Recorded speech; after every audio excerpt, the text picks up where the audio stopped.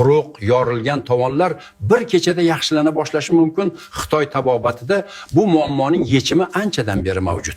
Lekin natija uzoq davom etmaydi, chunki ular faqat tashqi qatlamni davolashyapti. Agar bu sizga tanish bo'lsa, ha deb yozing va diqqat bilan tinglang. Mening oldimga keladigan ko'pchilik odamlar oyoq kiyimini yechishga uyalishadi. Yozda oyoqlarini yashirishadi. Ular har xil krem, loson, pedikyur hammasini sinab ko'rishgan. Mana nima qilasiz? Bir osh qoshiq kokos moyi, bir osh qoshiq asal oling, ularni aralashtiring, so'ng yarim choy qoshiq maydalangan kurkuma qo'shing. Hammasini quyuq pasta holiga keltiring, uni tovoningizga mo'l qilib surting, har bir yoriqqa singdiring, har bir oyog'ingizni plyonka bilan o'rang, ustidan paypoq kiying va uxlang, ertalab yechib yuvib tashlang.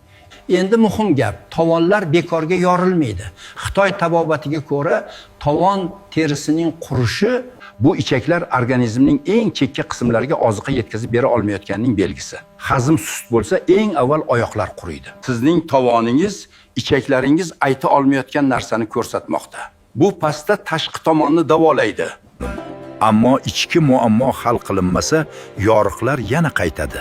Davoni avval ichkaridan boshlang.